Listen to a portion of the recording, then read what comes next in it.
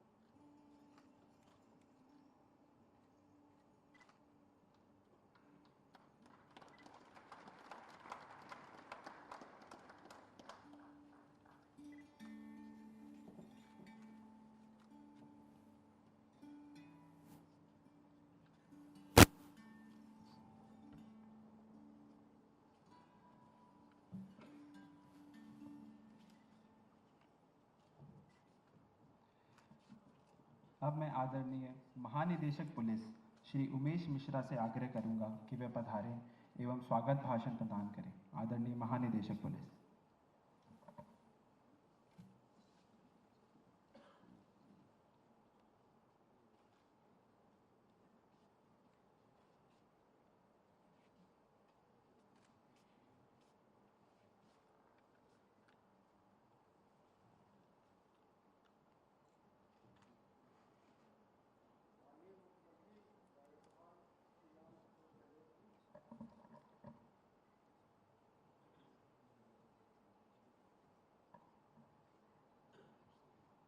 माननीय मुख्यमंत्री राजस्थान श्रीमान अशोक गहलोत जी,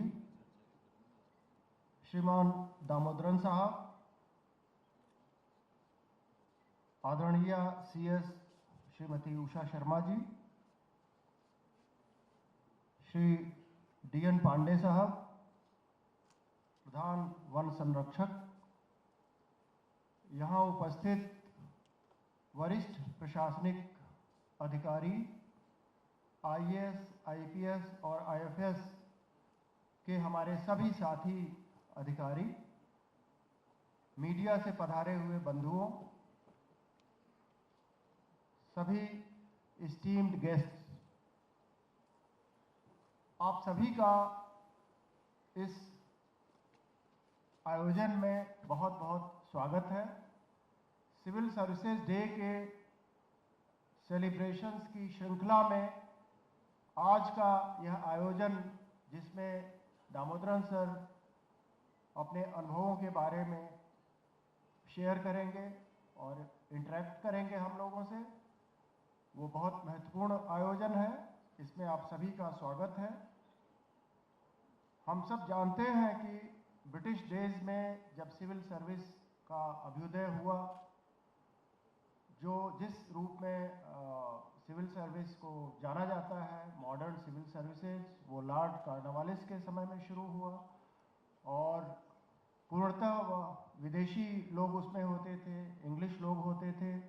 धीरे धीरे उसमें स्वदेशी कंटेंट बढ़ा और भारतीयों को भी अधिकार मिला सिविल सर्विसेज में आने का, और इस तरह सिविल सर्विस और IP में भारतीयों की संख्या बढ़ी। हम यह भी जानते हैं कि ब्रिटिश डेज में जो सिविल सर्विस की प्राथमिकता थी, जो उनके उद्देश्य थे, जो गठन का जो मूल उद्देश्य था ब्रिटिश शासन को परपिचुएट करना, और उसके लिए जो आपका सिविल सर्वेंट्स का जो रोल था वो टोटली अलग था। उसमें एडमिनिस्ट्रेशन, मजिस्ट्रेसी, दंडात्मक पक्ष पे ज़्यादा बल था। स्वतंत्रता के पश्चात निश्चित रूप से हमारे ओरिएंटेशन में, हमारे प्रायोरिटीज़ में बहुत बदलाव आया है, और उन्हीं के परिप्रेक्ष्य में हम लोग सिविल सर्विसेज डे पे निश्चित रूप से अपना आत्मावलोकन करते हैं। हम अपनी प्राथमिकताओं के विषय में एक बार और सोचते हैं और उनके प्रति अपनी प्रतिबद्धता दोहराते हैं। तो मैं आप सभी का इस विचार विनिमय के इस सेशन में बहुत बहुत स्वागत करता हूं, और आशा करता हूं कि आपके जो इंटरेक्शंस होंगे, जो स्पीच होगी, और जो उसमें मेरे ख्याल से प्रश्न वगैरह भी अगर पूछे जाएंगे, तो उनसे एक विवेकपूर्ण उसमें निष्कर्ष निकाले जा सकेंगे, और हम सभी लोग उससे बहुत मोटिवेट होंगे, और प्रतिबद्धता के साथ आगे और कैसे हम बेहतर काम करें इसके विषय में हम सोचेंगे और करेंगे। धन्यवाद। जय हिंद।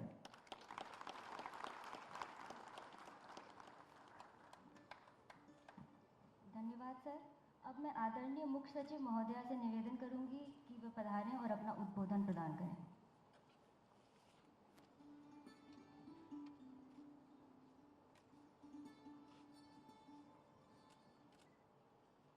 माननीय मुख्यमंत्री महोदय, आदरणीय डीजी साहब, आदरणीय दामोदरन साहब, आदरणीय डीएन पांडे साहब, सभागार में उपस्थित सभी अधिकारीगण, टीम राजस्थान, पत्रकार बंधु, आज सिविल सर्विसेज डे फंक्शन में आप सभी का स्वागत करते हुए मुझे अत्यंत हर्ष का अनुभव हो रहा है। इस दिवस के आयोजन का उद्देश्य है कि ऑल इंडिया सर्विसेज और स्टेट सर्विसेज के अधिकारियों को अपने कार्य में एक्सीलेंसी लाने के लिए एनकरेज करना, सार्वजनिक सेवा के लिए अपने कमिटमेंट को रीस्टैब्लिश करना और स्वयं को नागरिकों के लिए पुनः समर्पित करना। सिविल सेवा प्रणाली देश एवं प्रदेश के प्रशासनिक ढांचे का आधार स्तंभ है। सिविल सेवा के अधिकारियों द्वारा गवर्नमेंट पॉलिसीज का इम्प्लीमेंटेशन करते हुए राज्य तथा राष्ट्र निर्माण के कार्य में हम महत्वपूर्ण भूमिका निभाते हैं। सत्यनिष्ठा, निष्पक्षता और मूल्य आधारित योग्यता एवं कार्य प्रणाली सिविल सर्विसेज के गाइडिंग प्रिंसिपल्स हैं। हम सभी को सार्वजनिक सेवा में एक्सीलेंसी के लिए निरंतर प्रयासरत रहना होगा। इसके लिए हमें सर्विस डिलीवरी को और अधिक बेहतर बनाने के लिए मॉडर्न टेक्नोलॉजीज और ई गवर्नेंस इनिशिएटिव्स के यूसेज को एनकरेज करना होगा। हमें socio economic infrastructure development programmes की इम्प्लीमेंटेशन क्वालिटी को इम्प्रूव करना होगा, प्रोसीजर्स को सिंप्लीफाई करना होगा, ईज ऑफ डूइंग बिजनेस को बढ़ावा देना होगा, technology, more transparency, more accountability की दिशा में निरंतर कार्य करना होगा। राज्य में flagship programmes, innovation, good governance के क्षेत्र में समस्त administrative secretaries, head of the department, SPs, collectors, commissioners, IGs ने उत्कृष्ट कार्य किया है। माननीय मुख्यमंत्री महोदय द्वारा इन प्रयासों एवं उपलब्धियों को सराहने के लिए chief ministers award for excellence in public service की घोषणा बजट में की, जिससे सिविल सर्वेंट्स के बीच एक हेल्दी कंपटीशन हो, डेवलप हो और भविष्य में अच्छे कार्य करने के लिए वो अधिक एनकरेज हो। माननीय मुख्यमंत्री महोदय के सशक्त नेतृत्व एवं निर्देशन तथा एडमिनिस्ट्रेटिव मशीनरी के समर्पित प्रयासों के परिणाम स्वरूप प्रदेशवासियों के सामाजिक आर्थिक स्तर में उल्लेखनीय सुधार हुआ है। स्टेट फ्लैगशिप प्रोग्राम्स के इफेक्टिव इम्प्लीमेंटेशन से प्रदेश का नाम सभी क्षेत्रों में देश में अग्रणी स्टेज पे पहुंचा है। इन सम्मिलित प्रयासों से राजस्थान ने मॉडल स्टेट के रूप में देश में अपनी एक अलग पहचान बनाई है। राजस्थान ने विभिन्न क्षेत्रों में राष्ट्रीय स्तर पर नए आयाम स्थापित किए हैं। राज्य की अर्थव्यवस्था में वर्ष 2021-22 में 11.4% की वृद्धि हुई, जो कि आंध्र प्रदेश के बाद सर्वाधिक है। नीति आयोग द्वारा जारी की गई एक्सपोर्ट प्रिपेयर्डनेस इंडेक्स में लैंडलॉक्ड स्टेट्स की कैटेगरी में राजस्थान टॉप परफॉर्मर रहा है। पर कैपिटा एग्रीकल्चर प्रोडक्शन में राजस्थान देश में 4वें पोजीशन पर आ गया है। IMR घटकर 30.3 पर 1000 एवं अंडर 5 मोर्टालिटी रेट 37.6 पर 1000 पर आ गई है। MMR वर्ष 2017-19 में 141 पर लाख से घट के वर्ष 2018-20 में 113 पर लाख हो गई है, जो कि देश में highest points decline in MMR है। भारत सरकार द्वारा चलाए गए अभियान सुशासन सप्ताह प्रशासन गांव की ओर 2022 के तहत राजस्थान ने 2 श्रेणियों सर्विस डिलीवरी एवं रिड्रेसल ऑफ पब्लिक ग्रीवांसेस में संपूर्ण देश में प्रथम स्थान प्राप्त किया है। जब हम गत 4 वर्ष के बजट की बात करते हैं तो गत 4 वर्ष के बजट में की गई 2722 घोषणाओं में लगभग 90% या तो पूर्ण हो चुकी हैं या प्रगतिरत हैं। मुझे यह बताते हुए हर्ष है कि वर्ष 2023-24 की बजट घोषणाओं में 102 पे तो कार्रवाई पूरी हो गई है और 71% भूमि अलॉट हो गई है।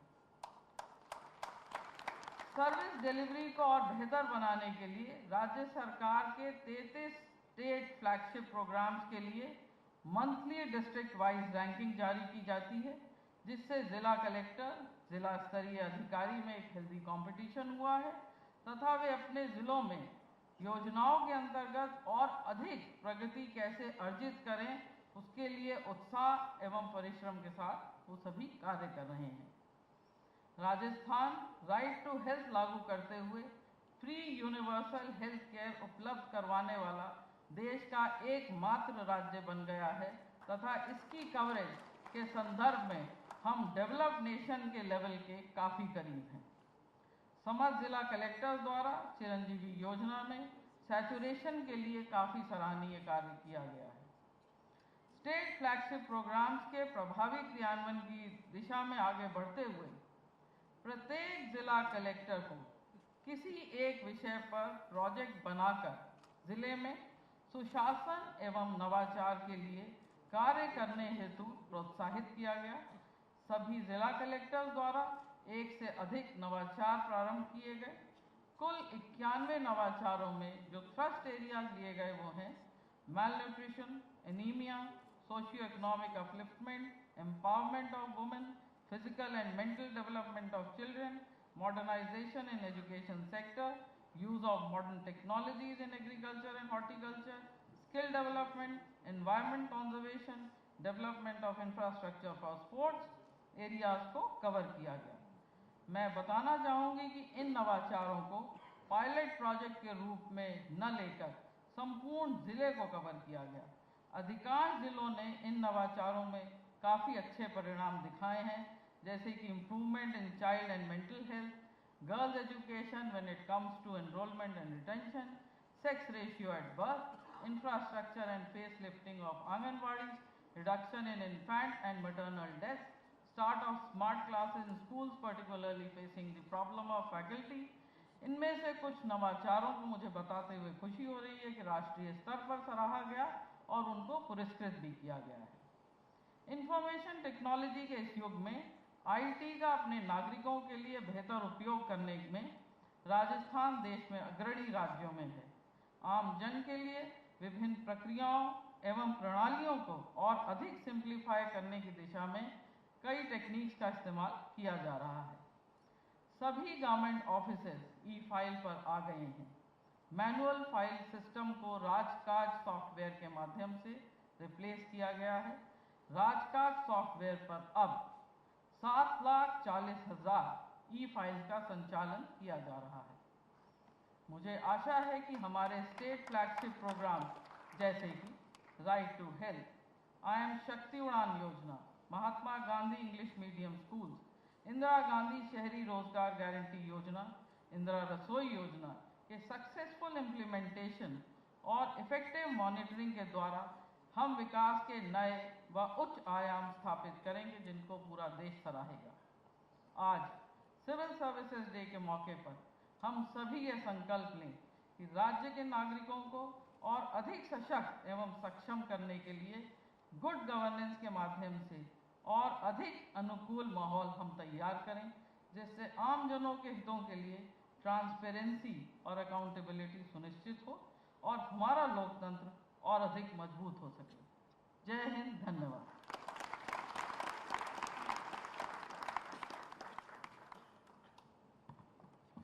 बहुत बहुत आभार माननीय मुख्य सचिव महोदय।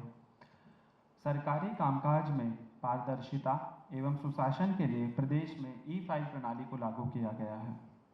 यह पूरे देश में गुड गवर्नेंस की दिशा में एक अनुकरणीय पहल है। राजस्थान सरकार द्वारा लागू की गई इस प्रणाली पर एक शॉर्ट फिल्म आप सभी के समक्ष प्रस्तुत है।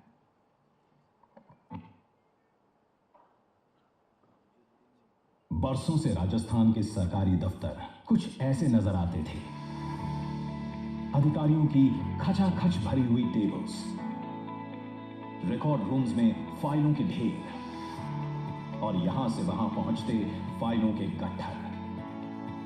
राजस्थान सरकार ने आईटी की ताकत से सरकारी कामकाज की इस पुरानी प्रक्रिया को बदलने की ठानी। मुख्यमंत्री अशोक गहलोत ने डिजिटल ट्रांसफॉर्मेशन की एक बड़ी पहल करते हुए 17 जनवरी 2023 को ई-ऑफिस की शुरुआत की और सरकारी विभागों में ई-फाइल सिस्टम को लागू किया गया।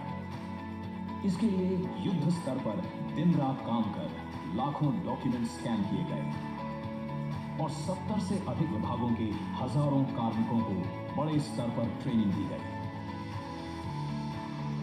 माननीय मुख्यमंत्री के इस विजन को सभी विभागों, आयुक्तालयों और निदेशालयों के आपसी सहयोग व समन्वय से धरातल पर लाया गया। इसकी साप्ताहिक मॉनिटरिंग स्वयं मुख्य सचिव द्वारा की जाती है। सरकारी विभागों के डिजिटाइजेशन की देश की इस सबसे बड़ी पहल ने 5 महीने से भी कम समय में सिस्टम में एक बड़ा बदलाव किया है। देश के सबसे बड़े राज्य राजस्थान में सैकड़ों किलोमीटर दूर से फाइल को आने जाने में पहले जहां कई हफ्ते लग जाते थे, वहीं राजकाज एप्लीकेशन पर मौजूद ई-फाइल संबंधित अधिकारी तक रियल टाइम में पहुंच जाती है। अधिकारी व मंत्रीगण अपने कार्यालय से दूर कहीं दौरे पर हों तो भी जरूरी फाइलों का निपटारा वहीं से किसी भी समय कर लेते हैं। इससे सरकारी कामकाज में अभूतपूर्व तेजी आई है और किसी भी समय आसानी से मॉनिटरिंग की जा सकती है कि फाइल किस अधिकारी के पास है और कब से पेंडिंग है। अब अगर कोई फाइल ढूंढनी हो तो सैकड़ों फाइलों के अंबार में घंटों नहीं बिताने होते, बस एक कंप्यूटर स्क्रीन पर कुछ सेकंड्स लगते हैं। अब आग या बारिश से फाइल के खराब होने का कोई डर नहीं है। कागज का फटना, गलना, फाइल का खो जाना या मानवीय भूल से गलत व्यक्ति के पास फाइल पहुंचना, ये सब समस्याएं ई-फाइल से खत्म हो गई हैं।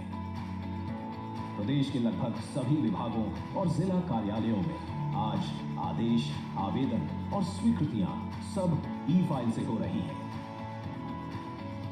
10 अप्रैल 2023 तक 7 लाख से अधिक पत्रावलियों का संचालन ई-फाइल के माध्यम से किया जा रहा है।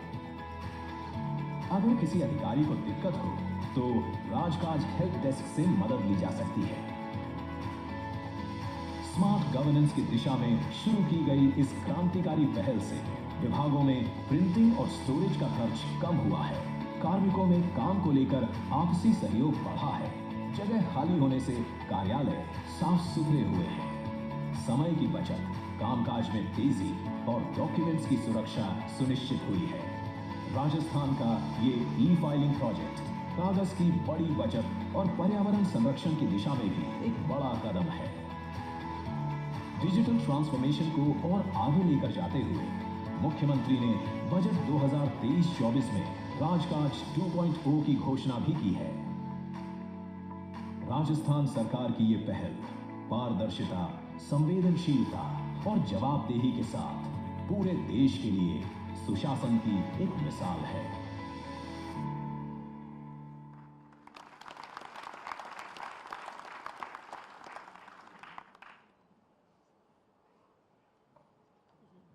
अब हम आमंत्रित करना चाहेंगे आज के हमारे मुख्य वक्ता श्री एम दामोदरन को। श्री दामोदरन ने पब्लिक एवं प्राइवेट सेक्टर दोनों में ही अपनी अभूतपूर्व छाप छोड़ी है। वे भारतीय प्रशासनिक सेवा के 1971 बैच के त्रिपुरा काडर के अधिकारी रहे हैं।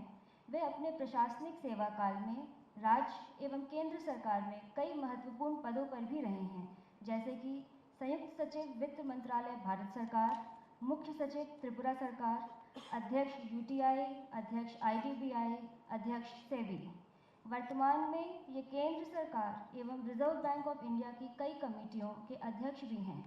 श्री दामोदरन IIM तिरुचिरापल्ली के फाउंडर चेयरमैन भी रहे हैं। कई निजी कंपनियों के बोर्ड में भी नामित हैं तथा एक्सीलेंस इनेबलर प्राइवेट लिमिटेड नामक कॉरपोरेट एडवाइजरी फर्म के चेयरपर्सन भी हैं। मैं श्री दामोदरन से अनुरोध करूंगी कृपया पधारें और अपना वक्तव्य प्रस्तुत करें।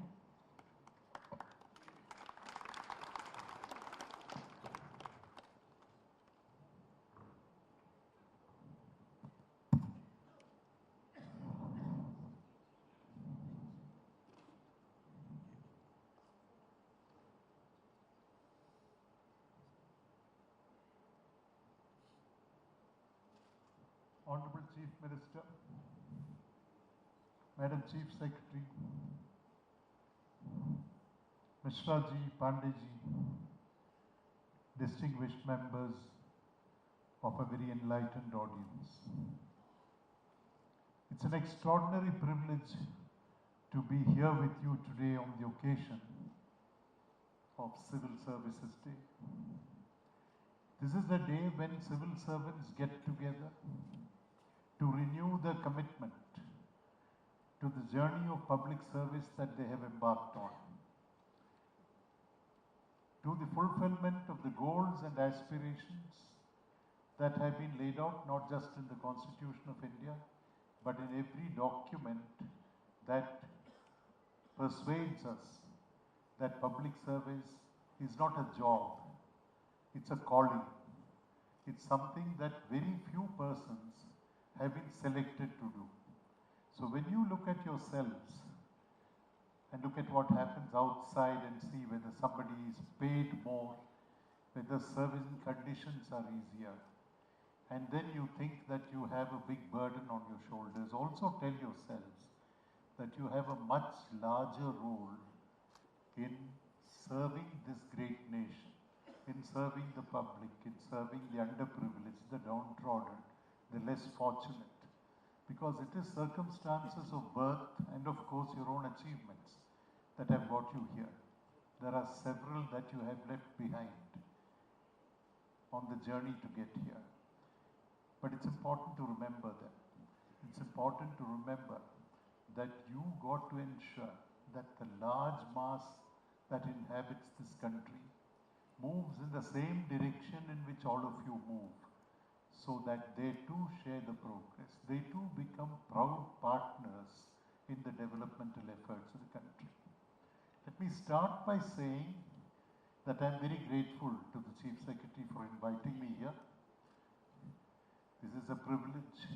It's also an opportunity to share a few thoughts, not with the intention that I want to be either preachy or prescriptive, far from that, but to share my failures and possibly some of my successes, so that if there are any lessons that reside therein, you could look at them for what they are worth. Let me start by saying that for close to 4 decades, a little under 4 decades, I was one of you. I was a civil servant too. And that is something which I am very proud about. Whenever pejoratives are used to describe civil servants. Whenever there are conversations, and I've been present in many of them, to talk of babus in a very derogatory or a dismissive tone, I have often been the only one that took up the cause and said that you don't know what you're talking about. You've never been on the other side. You don't know the burden that these people carry with hardly any resources. The expectations are huge, and yet time after time after time they deliver. Each in his or her own way, holding this country together because of individual efforts in a chosen assignment or in some jurisdiction which is challenging, and yet not giving up, not yielding, not quitting, but staying the course, contributing to a tomorrow that is better than a today. That really is what you are doing. And I was also told that I should share some stories from my life. I don't even know where to start because next month I turn 76. It's a long life. If I started sharing all the stories, we will miss not only lunch but dinner also. And I will miss my flight in the evening to Pune. But let me tell you a few things, no more than a few. I recognize that the longer I speak, the longer it will take for you to have lunch, and therefore I will keep my eye fixed on that particular aspect. I am a first generation civil servant. Before me, there was no civil servant in my family. My father was in the area of law, my son is in the area of law, my grandson looks like he is going to get into the area of law.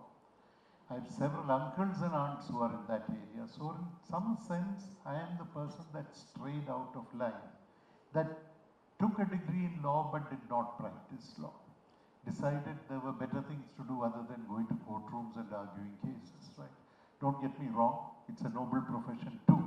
But I think the sheer variety that the civil service offers you, whether you are an IAS officer, an IPS officer, or a forest service officer, or a state civil service officer, or a state police officer, I think the extraordinary variety of challenges that you get here, you will not see anywhere else.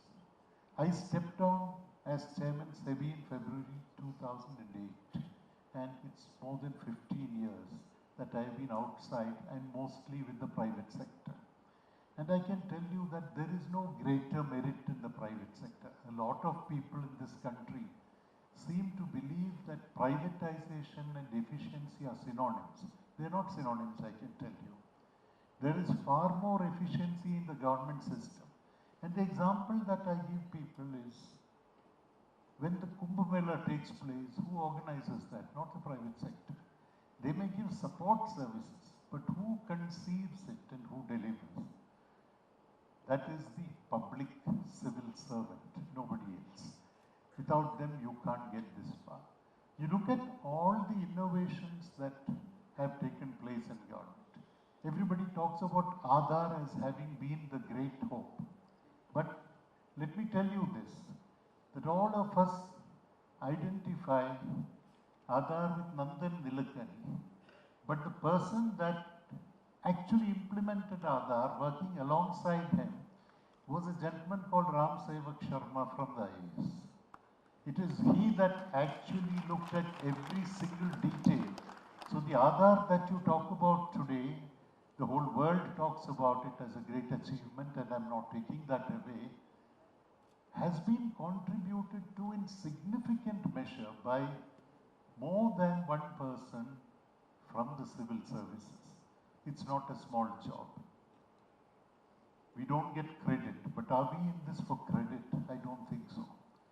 I know that I myself have done a few things that I couldn't have done in the private sector because I was not so charged up, saying that I need to do this, not to demonstrate my capabilities, but to demonstrate that the civil service can deliver, and I am only an instrument. It could have been any other civil servant. When I was posted to the Unit Trust of India, but I am getting ahead of myself, let me tell you how I got into the civil service. So I got into the civil service in a manner very different from all of you. I did not want to be in a competitive situation, maybe lack of confidence, laziness, call it what you will, but my father was very keen that I must take the examination. So I did. I used to travel overnight by unreserved compartment from Vijayawada to Madras, as it was then called many, many years ago, to take my exams, because I was a bank officer and my bank manager didn't think very well of me. The reason he didn't think well of me was because his son took the same exam and did not qualify. So I became identified as the class enemy, the person that qualified and kept his son out, and therefore that was a cross that I had to bear while I was in that bank. So it was very difficult getting away from there, catching a train, going to Madras, which was my center, taking the examinations, no training in any civil service institute or anything of that kind. And I had only one choice, one chance, because I had spent 2.5 years of my life in IIT Madras and then dropped out. Just a matter of detail, I am the first dropout in the entire IIT system in India. That's not a record that will go away no matter what people do hereafter. Right?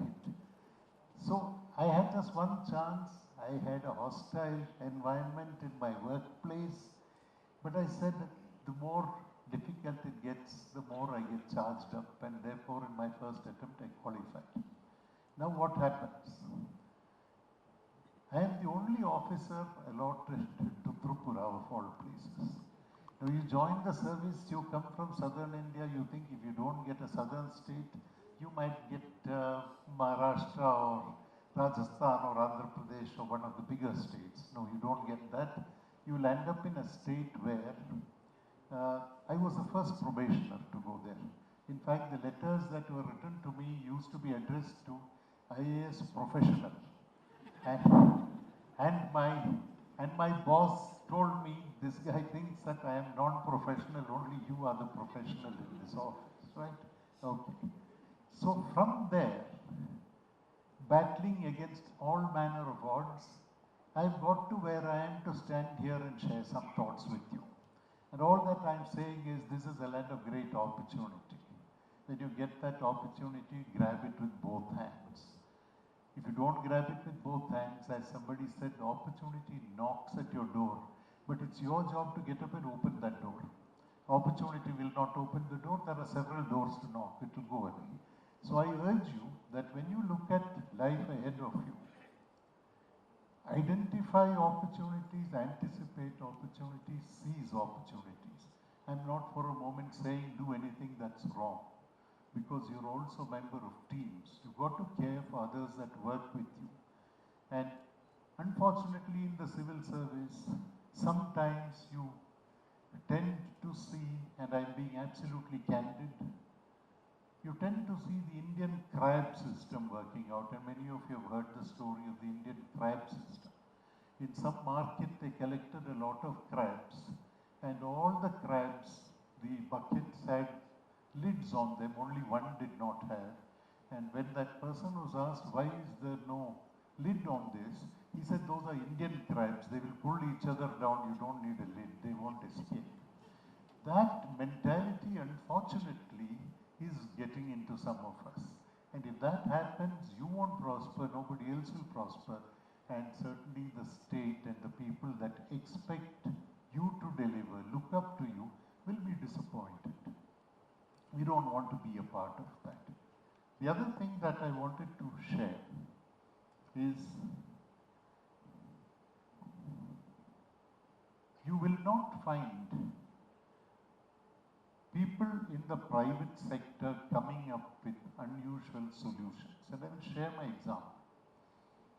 Even at the risk of sounding boastful, but I have permission from the Chief Secretary to share some things from my life. Otherwise, I wouldn't have done it. When I went to the Unit Trust of India as chairman, it was an institution, the obituary of which had been written. And on television channels, people were not discussing whether it would die, But now that it is dead, what will happen next? That was the kind of discussion taking place. And my well-wishers told me that there must be an element of insanity which made you accept this offer. Because you're quite comfortable where you were. Why did you go and accept this offer? Well, one was that nobody else was willing to take it. And the second was that my then minister held my hand and said, I will not let go till you say yes. So I said, maybe he thinks I can do something. We managed to do something. We introduced something called the Unit Scheme 64 bonds, which prevented us from selling shares and destroying our own value. Did this come from any finance expert? No, it didn't. It came from the bureaucrat who was posted to that organization.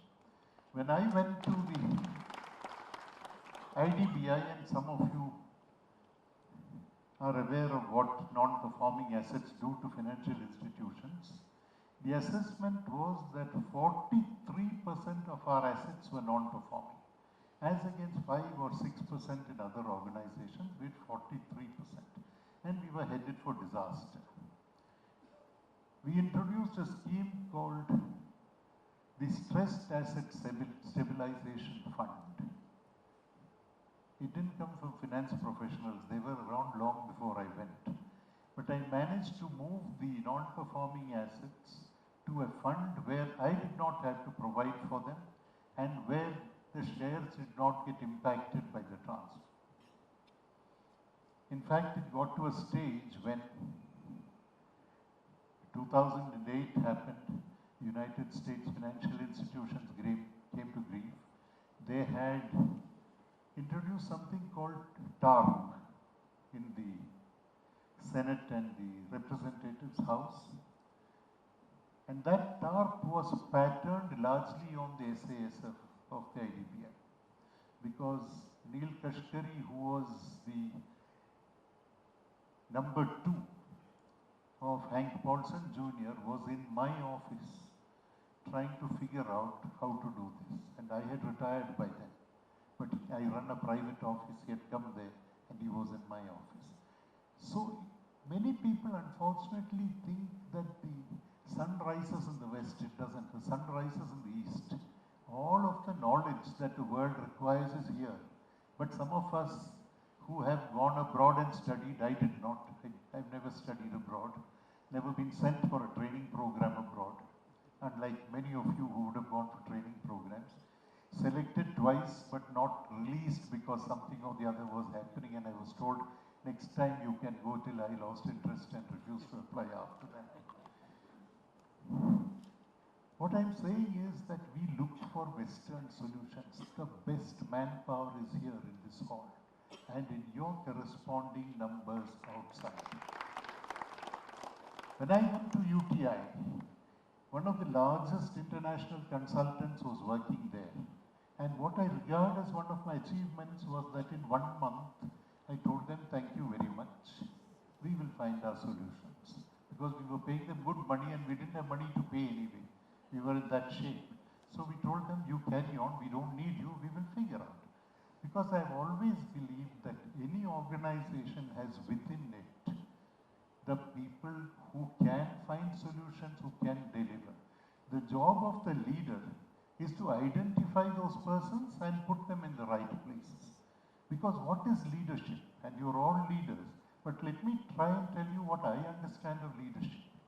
Leadership is not being the best player in the team. You don't have to be. There will be others that play better.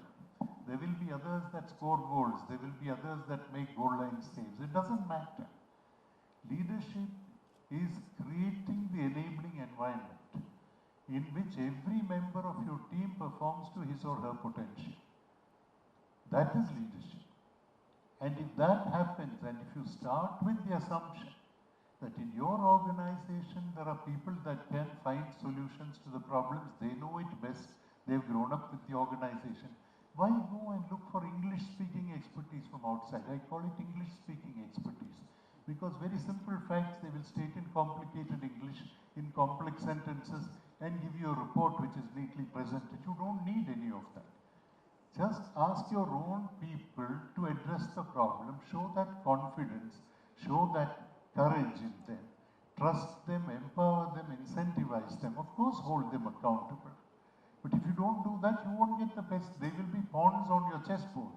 You don't want pawns on your chessboard. You want the kings and queens on your chessboard. Those are the ones that will deliver. So you got to create that enabling environment. The other thing you need to do is, and we are all shying away from that, is have the courage to take the tough decisions. That is what sets leaders apart from the others. There will always be tough decisions to be taken.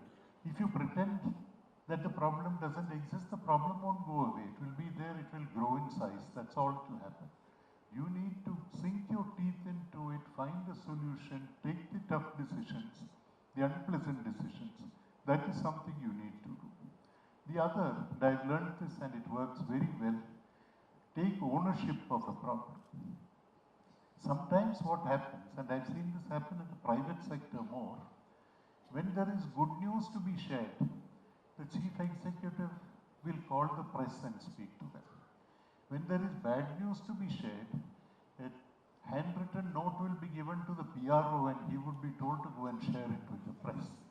And that poor PRO's neck is on the chopping block because he doesn't have additional information. He's only being given a sheet of paper. Contrast this with the famous story that all of you know of Satish Dhawan and APJ Abdul Kalam. And I'm sure some of you know this story. Kalam was a mission director and his project failed. Obviously, the press wanted information. They would ask searching questions of the failure. He went and told Satish Dhawan that the press is waiting there. Dhawan told him, you stay here, I will take care of the press. Dhawan was Kalam's boss. He was not the mission director. He said, I'll take care of this. He went and addressed the press in bad times. A few months later, the mission succeeded. We had another satellite in space. And Kalam came and told Dhawan, would you like to address the press? He said, no, Kalam, you are the mission director. You go and talk to them. You got to take ownership. I have myself experienced this. When I was a director tribal welfare in the government of Tripura, we had a parliamentary delegation come. It was the early days of statehood. I had exactly 4.5 years of service and I was asked to reply to 250 questions that had come from the parliament secretariat. And we had very, very senior members in that committee which were coming to not just cross-examine us, but grill us or toast us or do whatever for what we had not done. Right? My then chief secretary, he is now 93, lives in Chennai. Reached the previous night, he was not dealing with the subject. I had a separate boss I was reporting to. He sent a message saying, send one copy of the report to my house. Next day when we went there and the questioning started, he told us, none of you will open your mouth. I will do the speaking. And he handled every question. He was not dealing with the subject. He read that entire book overnight. He spoke as if he was the author of that. He knew as much as those of us who had authored it. And when that got over, and the leader of that parliamentary committee said, among the states that we have gone to, you people seem to have done more work, and you have explained why you couldn't do some of the other things. They'd only heard the chief secretary, nobody else. At that stage, he said, Mr. Chairman, may I introduce the people who prepared the report? Not before that. He did not throw us to the wolves, held us back. We were all young people, but he said, you will not be able to handle it. I'll take care of it. That's my job. But when it came to acceptance of credits, he said, these are the people who did the job. And I think that has been for me an object lesson from there. I had to deal with the parliamentary committee as chairman UTI. I did much the same thing. I said, you guys will get grilled. I came in after the problem to be easier for me to answer because they can't hold me responsible for anything. I came after everything went down. So let me attempt this. It works. Own the problem. Don't allow people below you to face that because they deserve better than that. Sometimes in public service, you get difficult decisions to take. You don't know whether what you're going to do is right. You don't know whether what you're going to do takes liberties with the law. Sometimes you think you need to do it, but you're not sure. I will tell you a double M test which works very well. It's a double M test, and remember this. One is to look into the mirror and ask the person who is looking at you from the mirror whether you're doing the right thing. If you can look into the eye of that person and justify that what you're doing is right, you must be doing something right. That's your first test, the mirror test. The other test is the mother test. You ask your mother whether what you're doing is right. If the mirror and the mother validate what you're doing, you are on the right track. If either of these don't, you have a problem and you need to do that. And I have tried this time and time again, right? So don't fear to decide. I think that line is very, very good. You have nothing to fear but fear itself. If you remember that as the poet said very well, if hopes were dupes, fears may be liars. You may imagine a fear where none exists. You may imagine a problem where none exists. You may imagine a huge problem which might actually be small and which you can address, but you are looking at it and giving it a weight that it does not deserve. So remember that if hopes were dupes, fears may be liars. Also, sometimes we are very frustrated because we think somebody is doing better. I run an organization called Excellence Enablers. And the way we define excellence is be the best that you can be. You don't have to be the first. But are you being the best that you can be? Are you traveling on the journey from your present performance level to your potential level? If that journey is being performed, you are on the path of excellence. It doesn't matter if somebody gets higher marks. My two sons are very happy today, very well settled, because we never asked them what their rank was in the school tests. They did very well in the finals, but in between they did slip up. We never asked them, why did you get low marks? We knew they were trying, and so long as they were trying as parents, we had no business to say, like many Indian parents, tell the child when he or she comes back at 97 in maths, what happened to the other three? He's entitled to make mistakes. If you don't make mistakes, how do you learn?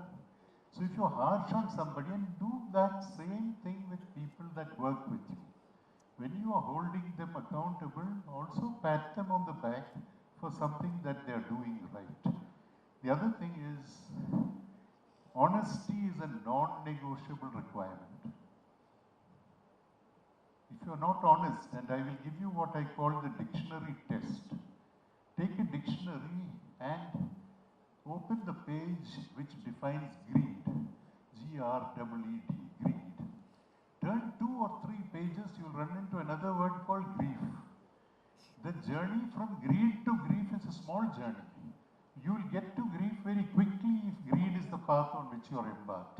So use that test and hold yourself back. There are temptations plenty in our lives. What some call temptation, some call opportunities. It's a definitional debate, we won't get into that. But you've got to be on the straight and narrow path. As cricket coaches say, play with a straight bat. And don't hang out your bat if the ball is going outside the stumps. It's not relevant in T20 cricket where a lot of other things happen. But conventional cricket was play with a straight bat. And remember, lastly, and this is something that has been stated very well. It says, when the great scorer comes to write against your name, many of you might have heard these lines. When the great scorer comes to write against your name, he asks not whether you won or lost, but how you played the game. Did you play the game with a straight bat? Did you follow the rules? Did you abandon the bylanes of expediency and stick to the straight and narrow path of morality and of probity? Because that is what delivers sustainable results on a long-term basis. And at the end of the day, if you're true to yourself, and Shakespeare put this better than most people, it said that this above all, be true to thyself, and it can follow as the night the day. Thou canst not be false to any man. So if you're true to yourself, you won't be false to anybody else, because people see through all of this. Now you are a bunch of people who have delivered extraordinary achievements. I heard the Chief Secretary detail it. I do not think that people like you should take any missteps, because there is huge potential, and by the use of transparency and technology you can gain trust. You have to be transparent, you have to use technology, the end product is trust. And if there is trust in the system, everybody profits. The last thing I want to say is this, that there will be failures. There will be occasions when you think, I should have done something else. Think of a boxer who gets knocked down in the boxing ring. If he has courage, what does he do? He gets up and continues the fight. That is the image that you must have. When you fail in something, it's not the end of the world. Get up, dust your pants and continue the good fight. You might win the next round and the round after that. That is critical. I wish you good luck and Godspeed. I think you are a bunch of great performers. But because you're performers, you should not rest. Raise the bar continuously. I am fond of saying something with which I will close. When the bar is raised, the good, the competent, the able persons try to jump over it. The non-competent walk under the bar. Because it's also possible. Imagine a bar in the high jump pit. The good guys try to jump over, some people walk underneath. I'm sure you don't have those people that take the lazy option here. I wish you luck in your endeavors. Thank you very much.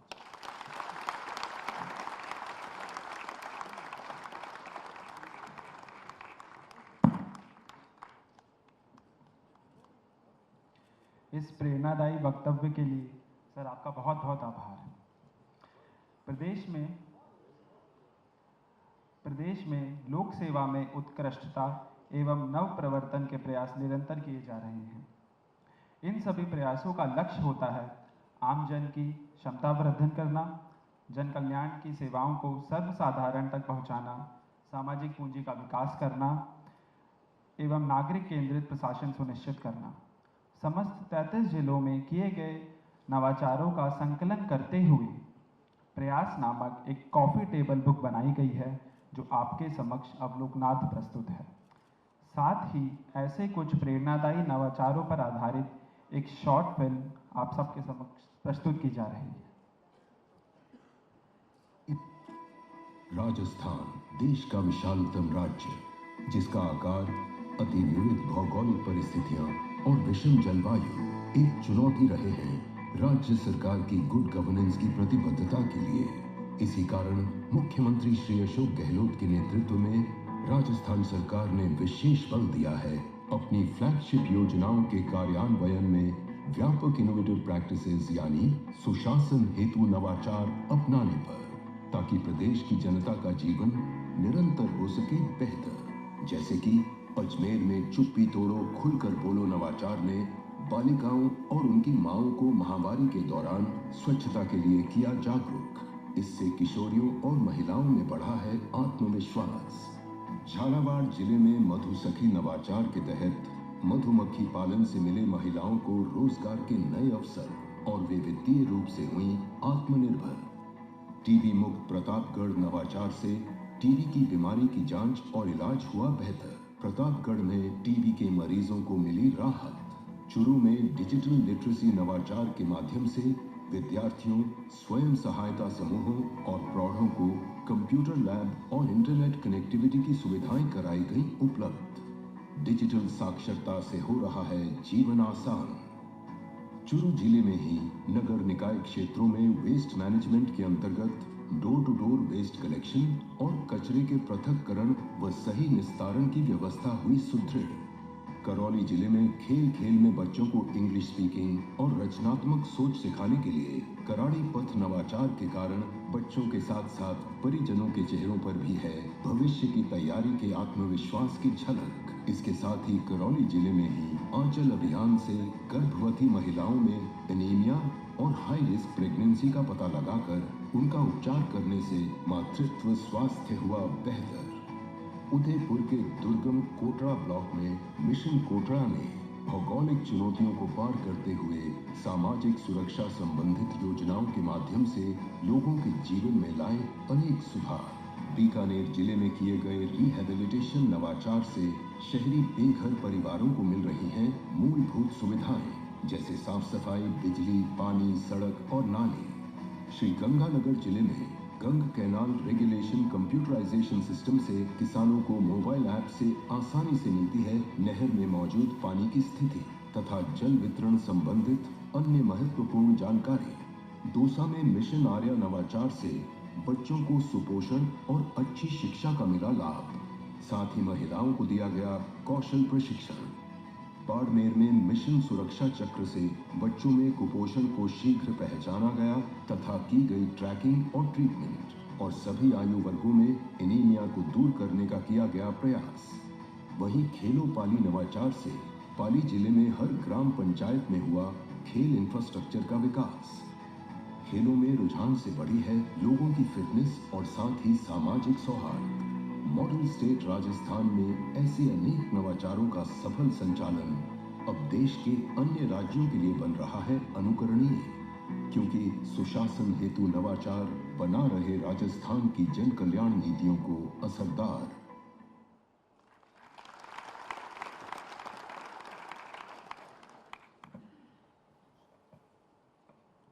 इस वर्ष माननीय मुख्यमंत्री महोदय द्वारा chief ministers award for excellence in public service की शुरुआत की जा रही है। इन अवार्ड्स का उद्देश्य है पब्लिक सर्विस की रफ्तार को बढ़ाना, इनोवेशन को प्रोत्साहित करना एवं सिविल सेवा में स्वस्थ प्रतिस्पर्धा को जगाना।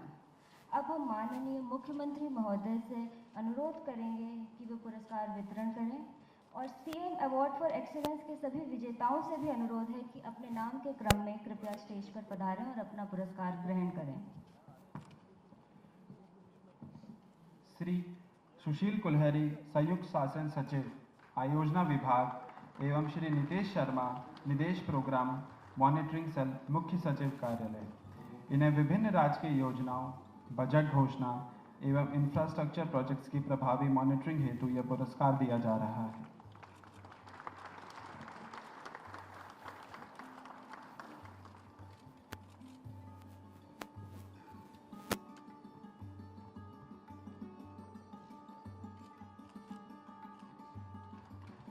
श्री नीतीश शर्मा।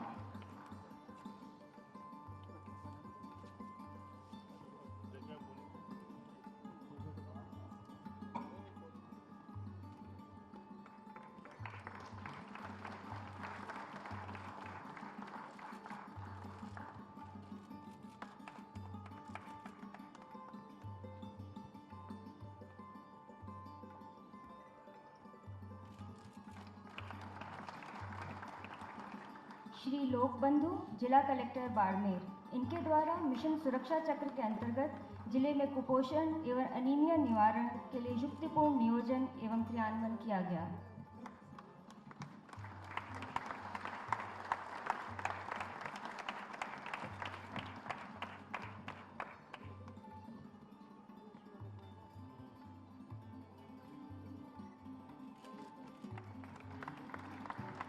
श्री नमित मेहता, जिला कलेक्टर पाली, इनके द्वारा खेलो पाली नवाचार आरंभ किया गया, जिसका उद्देश्य था जिले में ग्राम पंचायत स्तर पर गुणवत्तापूर्ण व मानक खेल अवसंरचना तथा मॉडल स्टेडियम को विकसित करना।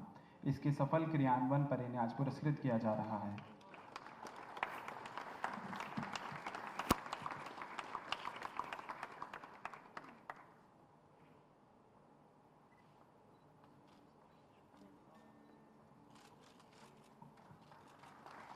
श्रीमती भारती दीक्षित, जिला कलेक्टर झालावाड़, इनके द्वारा झालावाड़ में महिलाओं एवं बालिकाओं के सशक्तिकरण के लिए अपने इनिशिएटिव्स द्वारा सेल्फ डिफेंस ट्रेनिंग, सामाजिक एवं आर्थिक उत्थान तथा महिला साक्षरता को बढ़ावा दिया गया।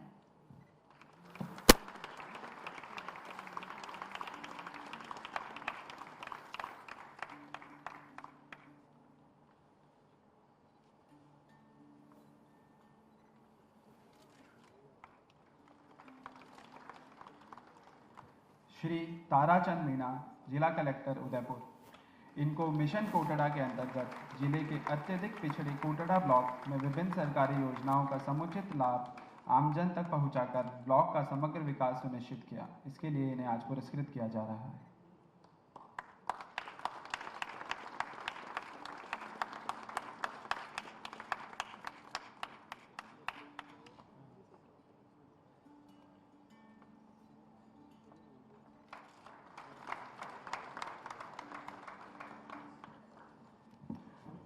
आज के सभी chief ministers excellence award in public service के विजेताओं को एक बार पुनः बधाई।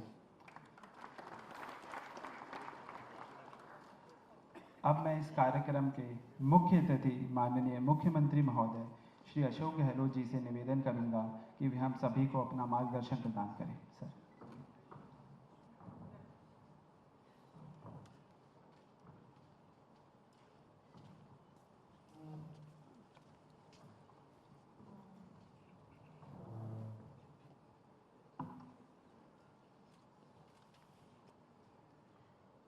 हमारे आज के मेहमान आदरणीय एम दामोदरन जी, chief secretary Usha Sharma ji, DGP Umesh Mishra ji, DN Pandey ji और तमाम हमारे उपस्थित सिविल सर्विसेज के लोक सेवक, आईएएस, आईपीएस, आईएफएस, अतिथिगण, सबसे पहले मैं अपनी ओर से, आप सबकी ओर से मिस्टर दामोदरन जी का हार्दिक स्वागत करता हूँ।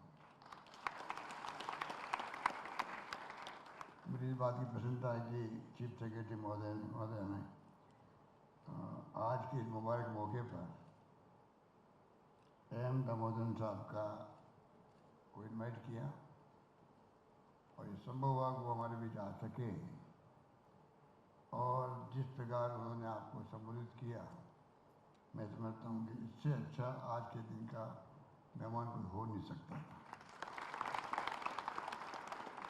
चीफ सेक्रेटरी उषा शर्मा जानती है कि मैं इंग्लिश में बहुत कमजोर हूँ, इसलिए वो मुझे बार बार ब्रीफ कर रही थी ये क्या कह रहे हैं, और मैं खुद अपना इंतजाम ही रखता हूँ।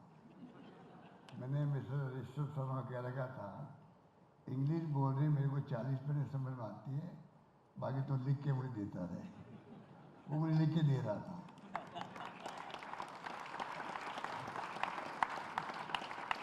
आदमी को अहम नहीं रखना चाहिए, घमंड नहीं रखना चाहिए। जब आप हमेशा जिंदगी में अंतिम सांस तक सीखते रहना चाहिए।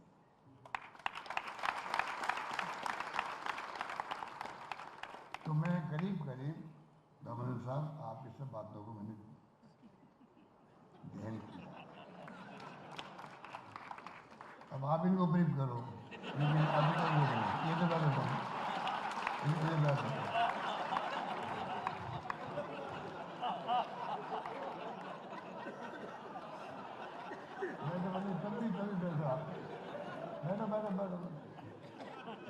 एक ही बात है, नहीं कोई डोंट वरी, बैठो भाई, महिला यहाँ पे। नहीं ठीक है, बैठिए, मुझे मालूम है टूटी फूटी इंग्लिश तो मुझे आती है, मुझे भी आती है। जितनी को हिंदी आती है उतनी नहीं तो उतनी कम मुझे भी आती है,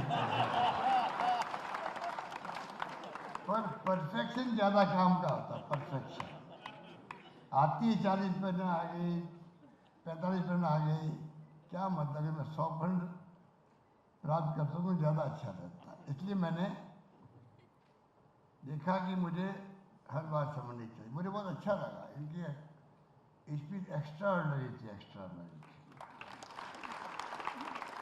थी। पूजा शर्मा जी ने इनसे ट्रेनिंग ली है त्रिपुरा के अंदर, और जो इनकी पर्सनैलिटी डॉक्टर मनमोहन सिंह जी ने पहचानी, इसलिए इनको यूटीआई में, इनको सेबी के अंदर सब जगह अफसर मिले। ये अपना आप में देश की बहुत बड़ी पर्सनैलिटी है, इस बात का हमें गर्व होना चाहिए। मेरा भी बहुत लंबा अनुभव आपके साथ में है, मुझे भी 42 साल हो गए जब मैं पहली बार मेंबर पार्लियामेंट बना, तब से देख रहा हूँ। मैं इंदिरा गांधी के साथ केंद्रीय मंत्री बन गया, उप मंत्री बन गया, डिप्टी मिनिस्टर बन गया, फिर राजीव गांधी के साथ में राज्य मंत्री बन गया, नरसिम्हा के साथ में मैं इंडिपेंडेंट चार्ज टेक्सटाइल का आ गया। तो मेरे को ब्यूरोक्रेसी के साथ में डील करने का बहुत अनुभव करीब से भी है, और मुझे गर्व है कहते हुए कि हमारी ब्यूरोक्रेसी की भूमिका आज जो वर्तमान में मुल्क पहुंचा है, अगर मैं ये कहूँ, आज़ादी के बाद हमारा सौभाग्य था कि पंडित जवाहरलाल नेहरू जैसा दूरदृष्टा में मिला, सरदार पटेल जैसा सक्षम व्यक्ति में मिला। उनकी सोच थी जिसके कारण से आज सिविल सेवा का सम्मान देश के अंदर आज भी कायम है। ये सेवा ही आज देश को, राजनीति में डेमोक्रेसी है, सरकार आती है जाती रहती है, परंतु आपकी जो सर्विसेज हैं, IAS हो, IPS हो या IFS हो, उसकी भूमिका एक अलग तरह की होती है, और वो भूमिका आप निभाते आए हैं आपके आज तक के सब साथी। उसी का परिणाम है आज हम कह सकते हैं कि आज हमारा देश का मान सम्मान पूरी दुनिया के अंदर भी है। ये कोई मामूली बात नहीं कि गुड गवर्नेंस के लिए बहुत बड़ा योगदान होता है सिविल सर्विसेज का। और अब तो IT का जमाना आ गया। राजीव गांधी जी थे, उनका सपना था 21st सेंचुरी जाने का, देश को ले जाने का, लोग समझ नहीं पा रहे थे। आज आपकी एफिशिएंसी बढ़ी है, तो वही जो उनका सपना था कंप्यूटर का, अब तो मोबाइल फ़ोन, इंटरनेट सेवाएं आ गई, और हम लोग भी पूरा ध्यान रख रहे हैं किस प्रकार एफिशिएंसी बढ़े। पिछली बार जब मैं दूसरी बार मुख्यमंत्री था, तब मैंने 3% बजट रखा था IT के लिए, और आज मुझे कहते हुए गर्व है कि आज अगर IT में हम नंबर 1 है देश के अंदर, तो आप लोगों में योगदान है। थोड़ा उसकी तरफ बढ़ना पड़ता है, हिचक होती है, पर पूरी ब्यूरोक्रेसी ने जिस रूप में काम किया है, IT विभाग ने काम किया, आज हम कह सकते हैं चाहे पिछली गवर्नमेंट बना हो बांग्लादेश के अंदर या डाटा सेंटर, पर ये बड़ी बड़ी उपलब्धि राजस्थान के लिए वो भी है। इस रूप में आज हम लोग गुड गवर्नेंस का जो सपना हम देखते हैं, वो आप लोगों के बगैर संभव नहीं हो सकता। और मेरा तो अनुभव कहता है कि मैंने हमेशा सम्मान किया, अगर आपकी हमारे देश की ब्यूरोक्रेसी मजबूत नहीं होती, अब मूल्यों में गिरावट आई है, वो सब जगह आई है, चाहे राजनीति में हो, चाहे सामाजिक हो, चाहे वो ब्यूरोक्रेसी के अंदर। पर ये जैसे दामोदर साहब जैसे लोग बैठे हैं, मैं समझता हूँ कि हम सबका संकल्प होना चाहिए, हम क्या कर सकते हैं उन गिरावट को रोकने के लिए। और नॉलेज इज पावर, खाली कलेक्टर बनना या SP बनना बहुत नहीं है, सब कुछ नहीं है। उसको नॉलेज कितनी है, वो बहुत ज़्यादा पावर है। एक नौकरी करना एक बात है, अपनी पर्सनैलिटी का डेवलपमेंट करना दूसरी बात है। और मैं समझता हूँ कि देश में दुनिया में क्या हो रहा है, अब तो आपके पास में IT है, मोबाइल फ़ोन है, इंटरनेट सेवाएं हैं, तभी आप अपने खुद की ड्यूटी को अंजाम दे पाएंगे कामयाबी के साथ में।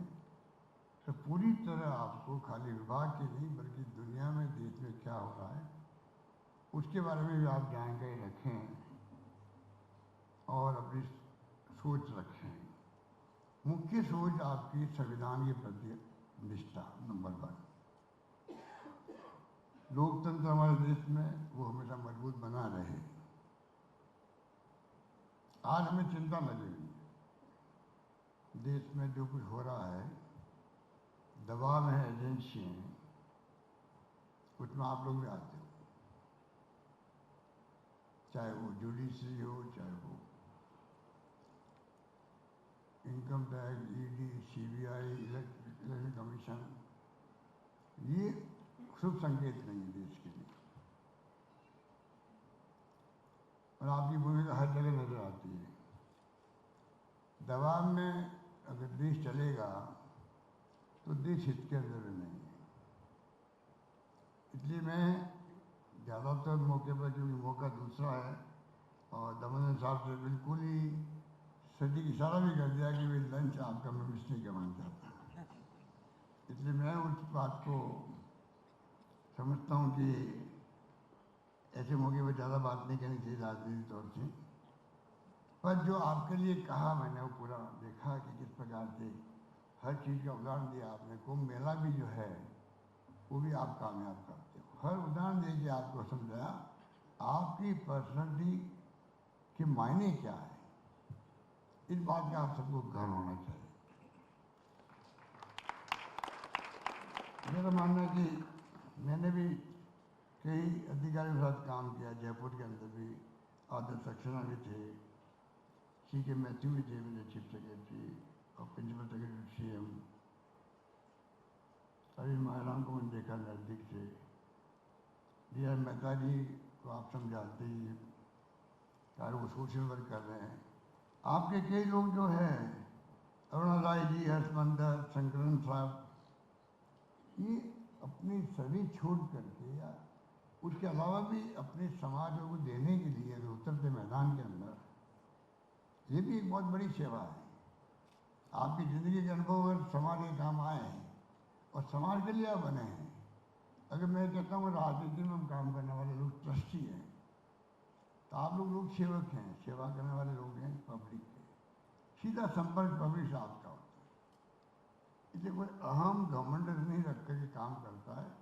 ज़्यादा पॉपुलर वही होता है, अधिकारी होता है। अधिकारी तो बहुत बनते हैं, राजनीति में बहुत लोग आते हैं, पर कामयाब बहुत कम लोग होते हैं। आप सर्विस 35 साल की पूरी कर लीजिए, एक बात है। और 35 साल की सर्विस में आप हर प्रोग्राम पर आपकी पर्सनली लिखा हुआ कैसा होता है, वो बहुत बड़ी बात है। तब ने कहा कि हर ऑफिसर को उसी क्षमता के अनुसार काम लगाना बहुत बड़ी बात है। तो आप सोच सकते हो कि आप में कॉम्पिटिशन आपस में होना चाहिए। मैं अच्छा काम नहीं दिखाऊं तो मुझे अच्छी पोस्टिंग मिले, उस तरह की पोस्टिंग मिले। मेरा ख्याल से हमने भी मिशन 2030 बनाया है। वक्त नहीं मैं बताऊंगा हम कहाँ कहाँ पर नंबर 1 में देश के अंदर। जैसा भी कहा गया कि मुझे खुशी है कि आज राजस्थान देश में आर्थिक विकास के रूप में देश में नंबर 2 पर है। आंध्र प्रदेश 11.4%, राजस्थान 11.04%। एक शुभ संकेत एक शिक्षा में, स्वास्थ्य में जो योजना हमने बनाई है, अब उसको कामयाब करना आपके हाथ में। और मैं समझता हूँ कि जो माहौल बनाया आप लोगों ने, कोरोना के अंदर जो आपने क्षमता का परिचय दिया अपना, पूरे प्रदेशवासियों ने, आप सब ने, उसके कारण राजस्थान का मान सम्मान देश में नहीं दुनिया में बढ़ा है। और मैं उम्मीद करता हूँ कि अब भी जो है, जो आपको प्रोग्राम दिया गया, महंगाई राहत की बात की हमने, या चाहे वो जो एजेंडा हमारे सामने है गुड गवर्नेंस का, जो बजट में हमने अनाउंसमेंट किए एक के बाद एक, आप कमी नहीं रखोगे। और मैं हमेशा आप पे विश्वास करता हूँ। जब मेरी गवर्नमेंट बनी थी तीनों बार मैंने पहली कैबिनेट मीटिंग के अंदर ही अपना मैनिफेस्टो रखा। कैबिनेट के अंदर चीफ सेक्रेटरी कहते हुए ये हमारा जो वादा किया हुआ है, हम नहीं चाहते कि वादा करके भूल जाएं। हम चाहेंगे कि पूरी ब्यूरोक्रेसी हमारे मैनिफेस्टो में, जिसके अलावा जीत के आए हैं, उस मैनिफेस्टो को आप इम्प्लीमेंट कर रहा हो। बड़ी खुशी है मिस्टर अनूप कुमार थे चीफ सेक्रेटरी, तब से आज तक जो है हर चीफ सेक्रेटरी ने जो मैसेज दिया नीचे कलेक्टर तक को अधिकारियों को, उन्होंने पूरी तरह उसको निभाया है। इसलिए आज हम कहते हैं कि हमारे इस बार के मैनिफेस्टो के अंदर भी लगभग 90% वादे हमने पूरे किए, 90% वादे पूरे किए। वो तो आप सबके साथ ये आपका से हमारे लिए बहुत महत्व रखता है। मैं उम्मीद करता हूँ कि आने वाले वक्त में हम सब मिलकर के जो भी संभव होगा हम लोग राजस्थान राज्य में लिए करेंगे। ये हम सबका संकल्प होना चाहिए। यही बात कहता हूँ, मैं लंबी बात नहीं कहना चाहूँगा। बहुत बहुत आपको आपका जो सिविल सर्विस डे है उसके उपलक्ष्य में एक बार पुनः आपको बहुत बहुत बधाई है। आपके उज्ज्वल भविष्य की कामना करता हुआ बात समाप्त कर दूँ। धन्यवाद। जय हिंद। धन्यवाद।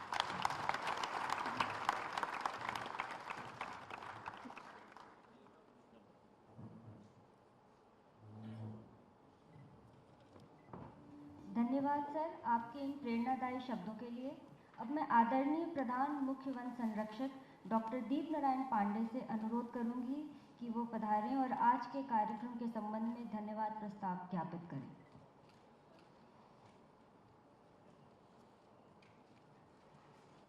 परम सम्माननीय मुख्यमंत्री जी, माननीय मुख्य सचिव महोदया, माननीय डीजीपी साहब, माननीय दामोदरन साहब, सभी साथी अधिकारीगण, सबसे पहले मैं आज हमारे बीच पधारने के लिए, समय देने के लिए माननीय मुख्यमंत्री जी का विशेष आभारी हूँ। आपने बहुत ही संदेश हमारे लिए दिया है।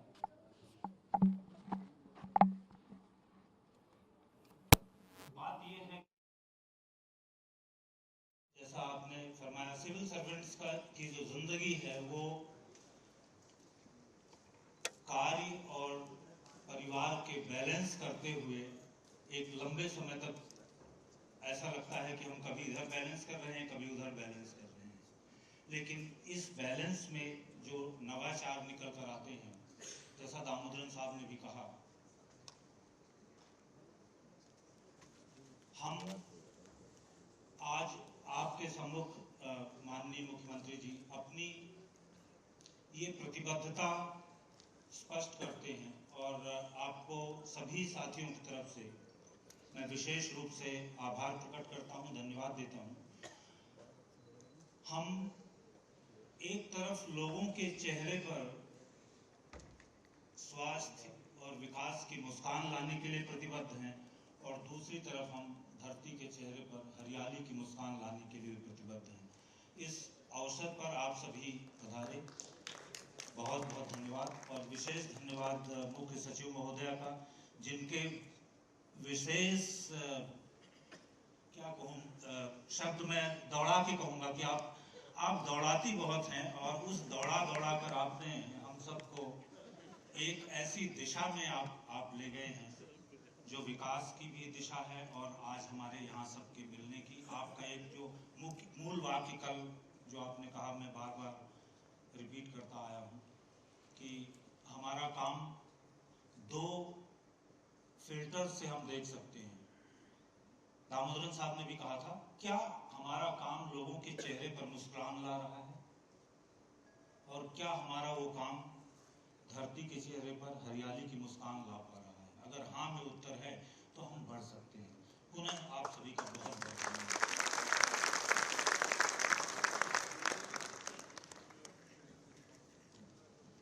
राष्ट्रगान के साथ कार्यक्रम का समापन किया जाएगा, अतः आप सभी से अनुरोध है कृपया स्थान पर खड़े होने का।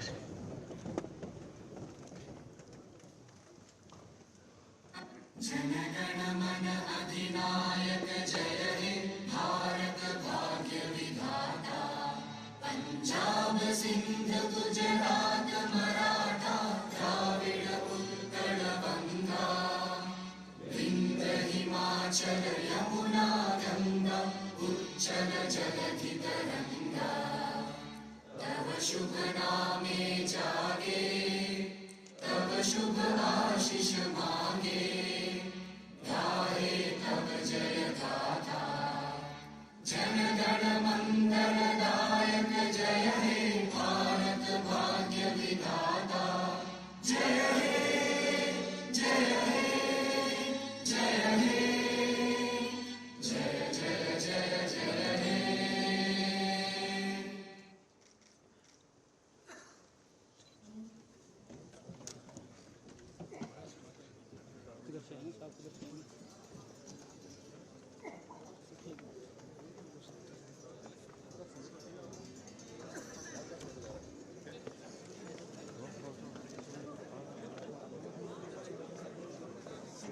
बहुत जल्दी आ गए थे, काफी लोगों ने मिस किया।